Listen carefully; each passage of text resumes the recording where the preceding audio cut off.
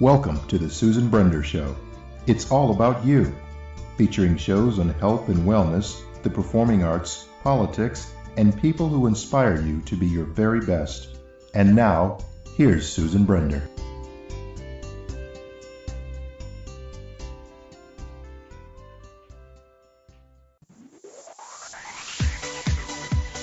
This has been brought to you by Megger, a company that has been serving the electrical test and measurement industry for over 100 years.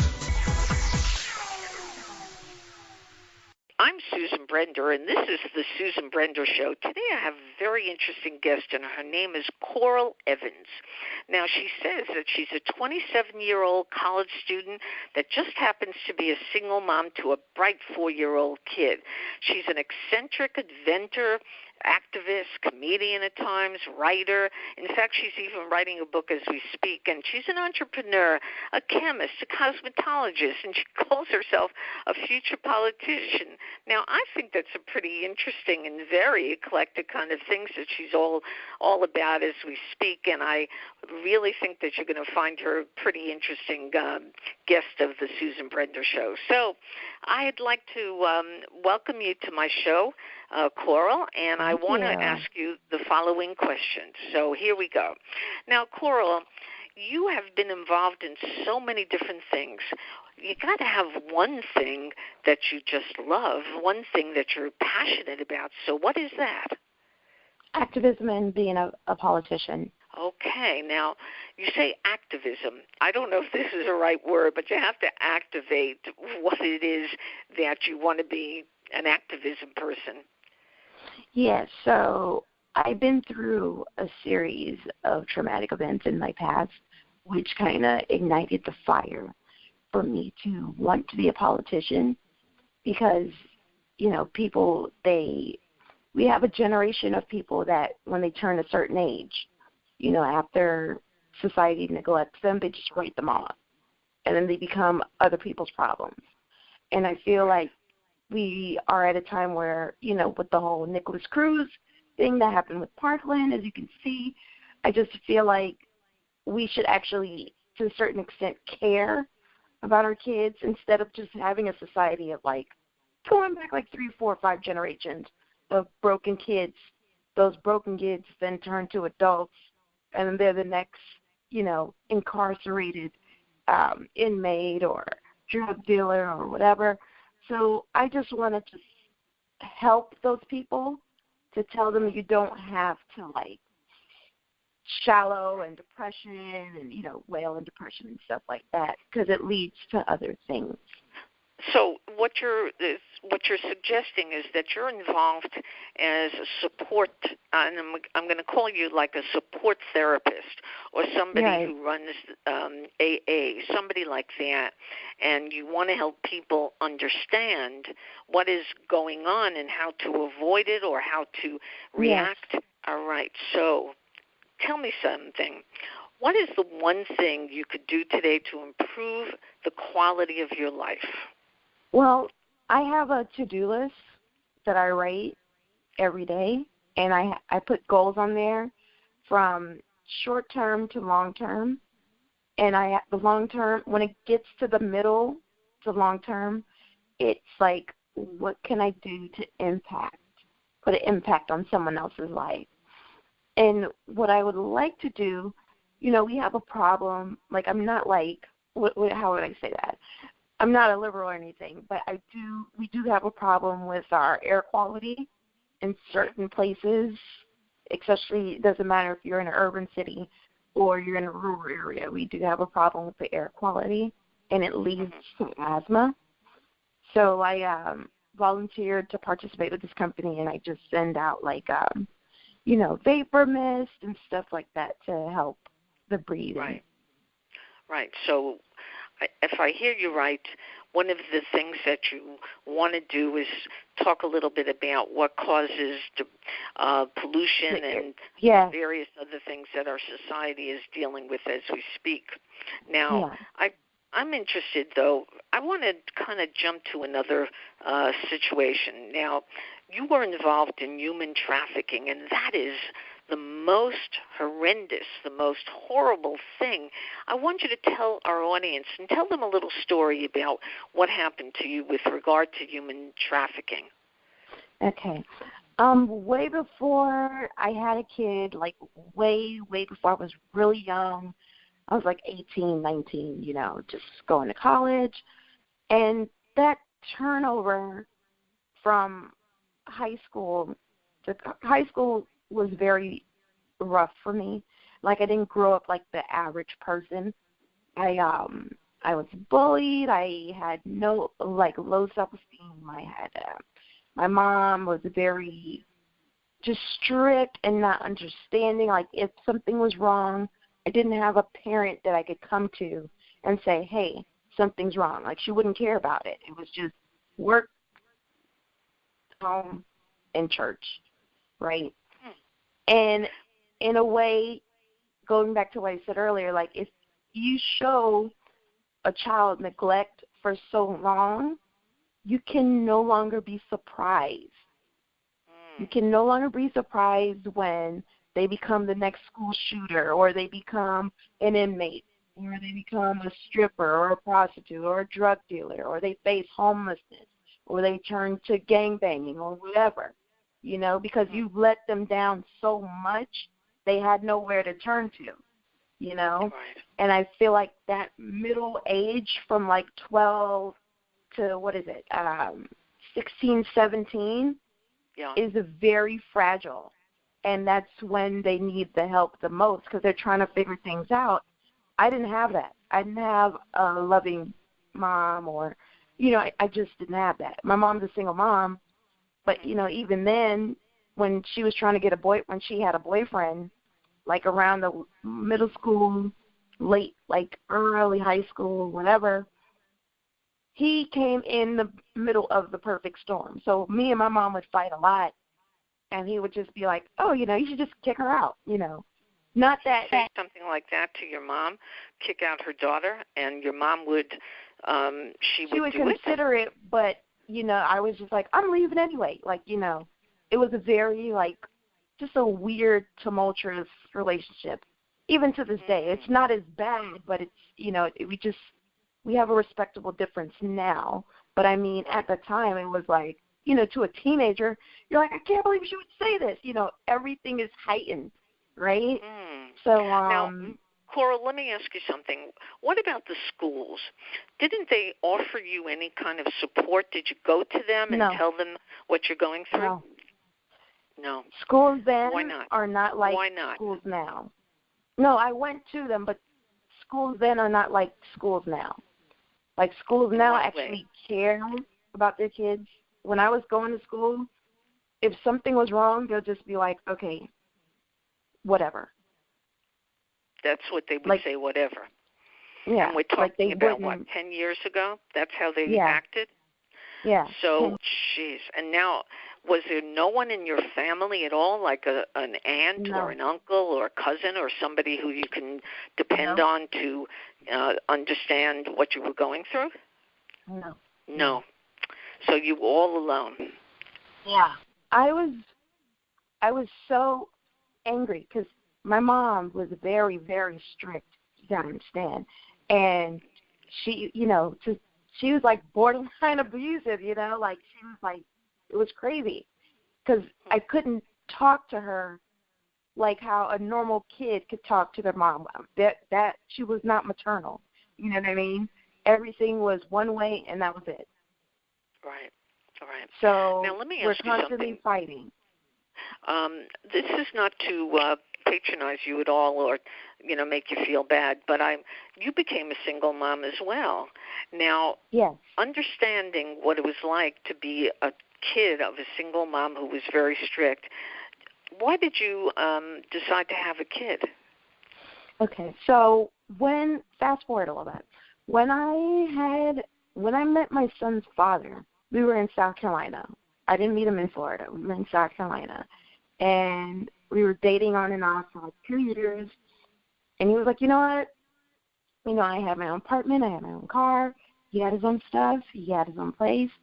And when I met him, I was like, not that I told him this, but at the time, I was like, this is a guy, he has his stuff together, I don't have a kid, so I just want to work towards the goal. But I don't work towards the goal of, if we do get engaged or married, let's do that first. Because remember, I didn't have none of that. I didn't have a stable home or anything like that. So everything that I didn't have, I wanted to fix it. I wasn't pregnant at this time, though. So anyway, one day he suggested that I break the lease on my apartment and move in with him. And I said, I kind of don't think that's a good idea because I have my own assets. I have my own stuff. It's gotten me in trouble before, as far as meeting a boyfriend and come to find out 8 months later the guy turned out to be a pimp, So I told him that, and he was like, no, I would never, ever, ever do that to you. God forbid if you were to have a kid or get pregnant, we would get married, blah, blah, blah, blah. Yeah. So anyway, I moved in with this guy, and I thought, he was, the best thing in the world. He had a stable job. He was a supervisor. In South Carolina, it's kind of hard to get a high position in a warehouse, that pays well. So anyway, I moved in with him. I cooked for him. I cleaned for him. After a while of us seeing each other in the house, because I moved into the guest room, he was like, oh, you should take all your stuff out of there and just move into my bedroom. And then I could move the roommate into the guest room. And I was like, whatever. I just said, it just went right over my head, right? And then he asked me, why don't you move out of there permanently, out of my apartment permanently, and stay there? And I was on the fence about it, but I finally gave in. So because I'm living with him now, we're having sex now. And then I came down. We were set to be engaged, and we planned a baby shower. And I said, I really want to get this right because I don't want to be a statistic. That's the last thing I don't want to do. Yeah. And I said, I've been through so much. Obviously, I would not have an abortion. I don't believe in that. Right. I believe that get it right, if I could do this, we can get it right. And he was like, okay, I'm 100% on board with it. We have baby shower, we kick out, move the roommate, and we get to paint the guest room and all that other stuff. And I came back down to Miami to get the rest of my stuff out of my place, out of storage, and out of my mom's house. And we weren't talking still. We weren't talking. This is 4 or 5 years of not talking. So she saw me for the first time, and she was like, okay, just make sure that once you leave, that's it. Don't come back. Get the rest of your stuff, out of my house. This is not a hotel. I was like, okay, no problem. And mind you, I'm 6 months pregnant, right? Right. So I'm telling her, once I get all my stuff on the U-Haul and take it back to South Carolina, we're already engaged, but we're going to be married. And she was like, okay, whatever. And then that day, before I was supposed to leave, he called me at 3 o'clock in the morning on October 1st, and he was like, don't come back. And I was like, what do you mean, don't come back? And he was like, so I've been hiding something from you that is very, very big. And I finally took a DNA test, and I got another girl pregnant. And that kid is mine. Well, I was 6 months pregnant, Yeah, I hear you. Now, this is what I want to know. You came from a very difficult family where you were raised by a mother who really ignored you or neglected you, and then you found somebody. Now, it sounds like, and I don't know, I'm just thinking about it as I listen to you talk, and that is that the person who somehow entered your life was somebody who was very unstable or very difficult I won't call him difficult, but I'll say that he didn't have a plan. He was just a guy coming off the streets. Why didn't you choose somebody or look for somebody who was much more stable than somebody like that? It's kind of like when alcoholics have children, the children have a predisposition toward becoming alcoholics themselves, or drug addicts, same thing. So it sounds like you chose somebody just because you thought that they were stable and that they'd make a good father. Isn't it your responsibility? You're such a bright woman. So don't you think that before you jump to the chase, you find somebody who you could depend on, somebody you can trust? Okay, so when I moved, I understand what you're saying, and then you're absolutely right. When I moved to South Carolina, I wasn't dating, period, because my goal was work, 2 jobs, and then eventually get situated into school. Now, when I met this guy, he had a house, he had a car, everything was in line. He went to work. He worked the graveyard shift, and then he would come home.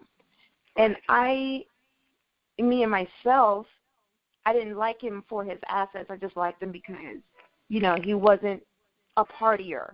He was 31, he had his shit together, and then I was like, I had my shit together, but I didn't know anybody. And I don't know, well, I know he saw me, but I was just like, if we got to do this, I have to go back to school. This is way before I even got pregnant. Way before. Right. We even had sex. I was like, if we get together, whether it's courting, whatever you may call it, I need to meet your family. I need to get to know you, and we have to go back to school. And that was the plan, to go back to school. Yeah, yeah. And then he was like, well, what do you want to do? And I said, at the time, I said I wanted to be a surgical technologist, and he was like, well, there's not many trade schools around here, so you're going to be driving some distance, because nothing in South Carolina is close. Right. That's just the God honest truth. They don't even have sidewalks in a lot of places. So, right. We were just working towards building, and I was saving my money, and he was saving his money, just so that we could pay out of pocket and not take loans. Like, we had planned, a great deal ahead of time. And then that day happened when I was 6 months pregnant. And I was like, what happened to all the money that I saved? I put everything in the house. Sure. And he was just like, he gave it to her. He was like, the other girl already packed up all her shit and moved in the house. And all your stuff and the baby shower stuff is in a landfill.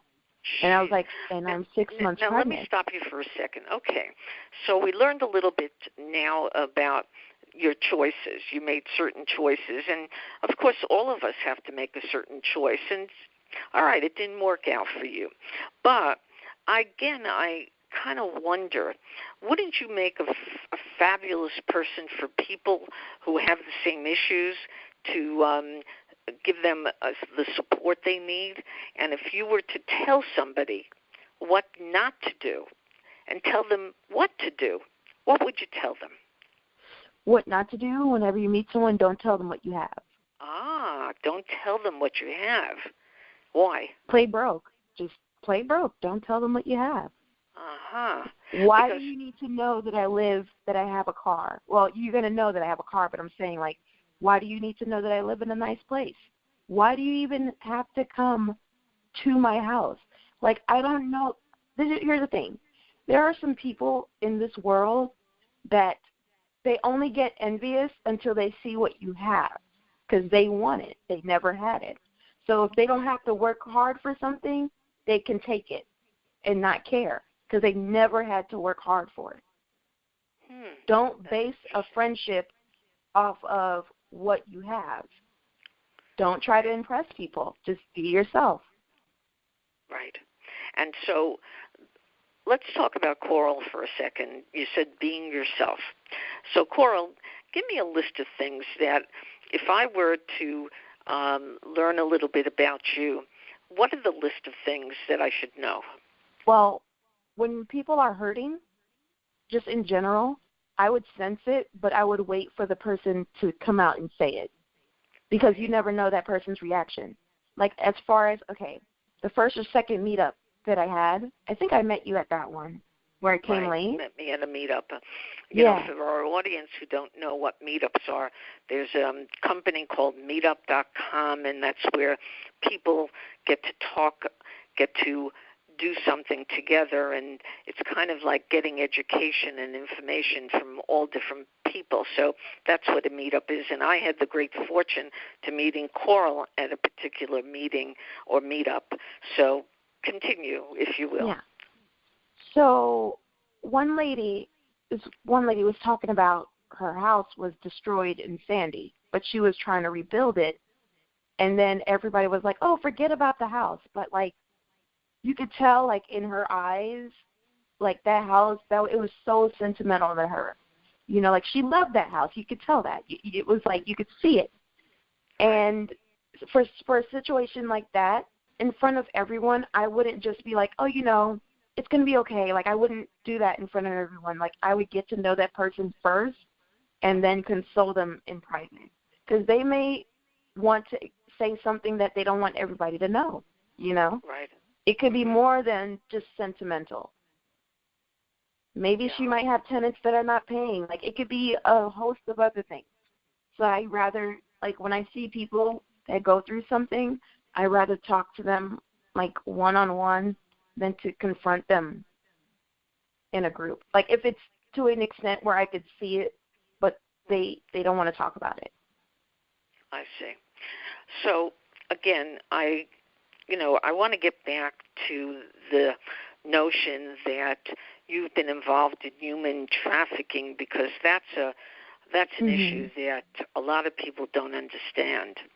So first I want you to define it, and then I want you to tell us again what happened to you with regard to this issue. Well, human trafficking basically is when somebody befriends you and then coerces you into doing a host of other things against your will that you don't want to do. And through this, they use beatings,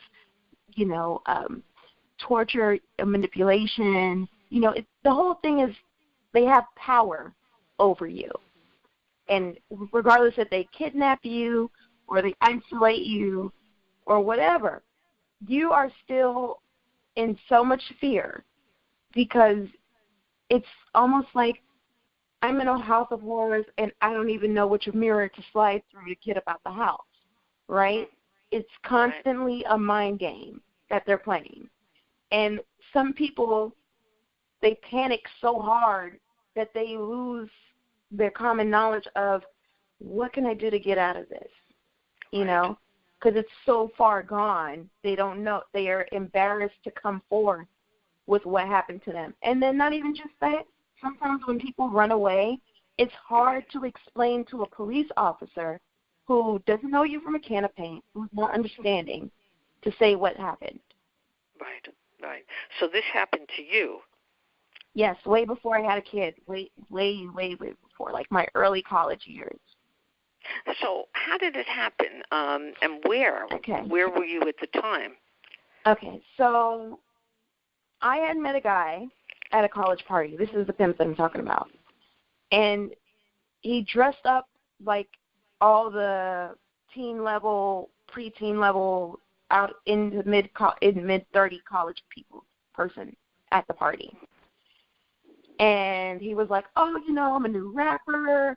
And at that time, everybody wanted to be a rapper because it was so easy, right? It was easy money. You could just make a song, you buy the equipment at home, you make a song over the laptop, and you ship it, your song to companies and see if they would pick it up, radio companies, to see if they would pick it up, right? Right. And so this guy was promoting his CD or whatever at an album party, and he was like, oh, check me out. Mind you, this is like 2009 when people actually listened to CDs. So that was like the last time people listened to CDs. He was like, check me out, blah, blah, blah, blah, blah. I'm going to be so big. I got signed with Capitol Records. Signed with Capitol Records, yes, he did. But I didn't know that in between me meeting him, like I kind of brushed him off because it's a college party. Like there's other people in the room. So I brushed him off, but we did keep in contact, and I didn't know he was a pimp then, right? So every now and then when I was on my own, I would work a normal job and work at the club at night, like the strip club at night, because I had to pay bills. I was on my own. So you were a stripper, or yeah. Is that correct? Yeah. But he didn't know that. He didn't know I was a stripper at all, right? But he would go out of town, do like tours, promoting his music, and he'd say, oh, I'm over here. You want to meet me here? And I'm like, no, I'm all right. So he never knew I was a stripper, never knew it. And then the fourth month, he came back down to South Florida, and I was still a member of the LGBTQ community at Prideline Youth Services. And I would go there, and I would meet other youth that were, like, broken, and I would talk to them. And, we're kind of, like, all in the same pool. Like, we're going through stuff, but I still want to help uplift people that are far gone than me, And that day, it was late.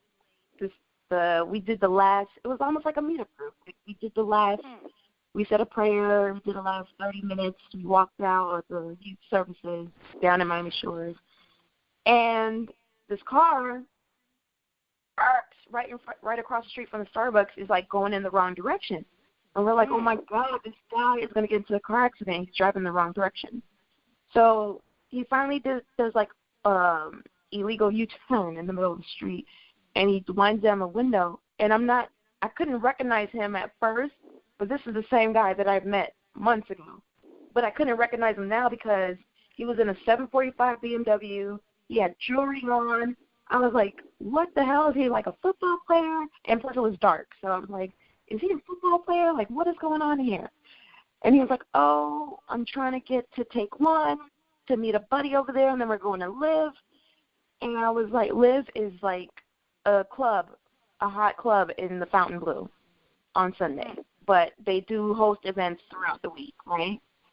So I was like, well, Take One, and Take One is a strip club up the street. Everything in Miami is connected. So I said, you're in Miami Shores right now. You have to drive through Miami Shores, Upper Town, and Little Haiti and go across the bridge to Biscayne. But while you're going across the bridge to Biscayne, this Take One is going to be on your left-hand side. And then he's looking at me, and he was like, Carl? And I was like, how do you know my name? And because remember, the last time I saw this guy, he had no jewelry. He was at a college party, right? So I couldn't even remember him. And then I was like, oh, my God, that's you. Where'd you get the car from? Like, oh, my God. So he was like, oh, I'm doing bigger things now. And, if you and all your friends want to come, I can be the fundraiser and I can pay for everybody. We'll have a good time. And mind you, my friends range from gay to transgender to, some are obvious, some were not that obvious. Mm-hmm. And one of the guys in the group... Let me ask you something before you continue. So you got involved with the community of transgender and various other gay activists and people who are involved in that whole community, LGB. Now, why did you get involved with people like that? Did you have empathy for them, or did you want to support them in ways that they needed? What brought you to that? I got involved with them because from the time I was 14 to like 17, I was going through an identity crisis because, then, up until then, like, it wasn't fashionable to say, oh, I'm gay, or oh, I'm dating a girl. I was just trying to do something to fill a void. But I knew I was different. I didn't know how different. So in order for me to understand something like that, like what I'm going through, I full throttle put myself at a foundation, Prideline Youth Services, to see if everybody else was going through the same thing. Are they doing it because of nature, or are they just born gay, right? And then they were like, what was the answer that you got? They told me it was okay to be bisexual. It's kind of, when you're not when you're transitioning into something, not transitioning like a woman to male, but when you're transitioning into who you want to be after your mind is made up, it's kind of hard to not present to the world that you are that way, because I'm an introvert to a certain extent, but it's kind of hard for people to wrap their head around. You're normal, but you're bisexual. You know what I mean? Mm-hmm. So now, I'm going to ask you something that might sound silly in effect, and if you don't want to answer, certainly don't. But the thing is, I want to understand you. You're a complicated person, and but a very interesting and a very educated and very articulate woman. Now, you said that you went through all of these different traumatic things in your life, like human trafficking, parents or a parent who didn't give you the kind of attention that you needed to kind of work things out when you were young. But do you think that having this identity of a bisexual is because you're sort of reaching out for people to love you, for people to like you, for people to feel simpatico with you? Why do you think that's, you became a bisexual? I became a bisexual person. Well, what you said is part of it, but I became a bisexual person because when men have hurt me throughout my time, way before human sex trafficking, like from 14 to 17, it was like an identity crisis, right? Because my mom was so strict and was so abusive, I didn't know how to stick up for myself, right? I knew that I had an attraction to women. I just knew it. And I was dating one of my classmates at 14. But at 14, I was a tomboy. And my mom was like, if you're gay, something wrong. I don't care if you're a girl or a man or whatever you want to be. You can be a UFO. If you're gay, something's wrong. So I played a lot of sports, not a lot of sports, but the ones that mattered to me, like track and stuff like that. And this was before being a tomboy was outed as being, oh, you're a butch, right? Like, it was cool to be a tomboy, And I was like, guys, I didn't feel attractive at all because my self-esteem was so beat down. And guys were like, oh, they would make like sexist comments in the hallways and be misogynistic towards other women. Right. And, my age at the time, 14 through 17, guys just being guys, I don't expect teenagers to have values. But I would wonder in my head, why me? Yeah. Why those girls? Why not me? And so because of that thought and the low self-esteem, and then my mom being so abusive, and then like I had eczema and all that other stuff going on. So it turned out that you transferred a lot of your psychological issues, and it had an effect on your physical being. You told me that you were, have a disease, lupus. And do you believe that it was because of the situations in your life that sort of did something to your body? Yeah, like I was so depressed that sometimes I wouldn't even take care of myself. This is like 14 to 17. I was so depressed that, I got into drugs. I would take drugs. Like I just couldn't. I'm talking about prescribed and street drugs because I didn't know. I didn't want to live. Like I wanted to kill myself. I didn't know. I didn't fit anywhere. When you're a teenager, you want to belong to something. And I just didn't fit in nobody's bubble. Like nobody sat next to me. People sat next to me, but when they knew I was going through something, it was like I was so isolated. Like I had nobody to talk to, nothing. And I would leave home and come back, and then I'm like, why do I keep coming back? Like, why don't I just leave? But then in my mind, I was like, if I leave and don't go back to school, how can I make it in the real world? Like, I'm going to need my high school diploma because the GED is harder than the high school diploma. So I said, all right, let me just go back home, finish school, and then whatever happens after that, whatever happens, right? Like, it almost felt like I had nothing to lose. Well, we have so much to talk about, Coral. It just could go on. And if people want to get in touch with you, because you're an inspiration, you're somebody who has beat the problems, of isolation, of abuse, of all different kinds of horrible things in their life. So how do they reach out to you? Well, first, what I do is I go around and I talk to people. But people can always email me at another email address. It's called Blake Loves God. Say it one more time and spell it out if you would. Blake, Blake, Loves, Loves, the Lord, like TheLord @gmail.com. Okay. And are you in the midst of writing a book about this? Yeah. You are. And do you have a publishing company who's going to pick it up, or you're just writing, self-publishing? I'm self-publishing, like I'm writing through it. Right. Well, my guest today has been Coral Evans. Coral's had a life of a lot of strife and a lot of problems, and she's picked herself up. And she's willing to talk all about it so people can learn from her. And I think she's been a wonderful guest, and I know that in the future I'm going to want to have her on again to discuss all the things that she's now doing and accomplishing. So, again, Coral, thank you so much for being on the Susan Brender Show. You are an inspiration. Thank you. Thank you for having me.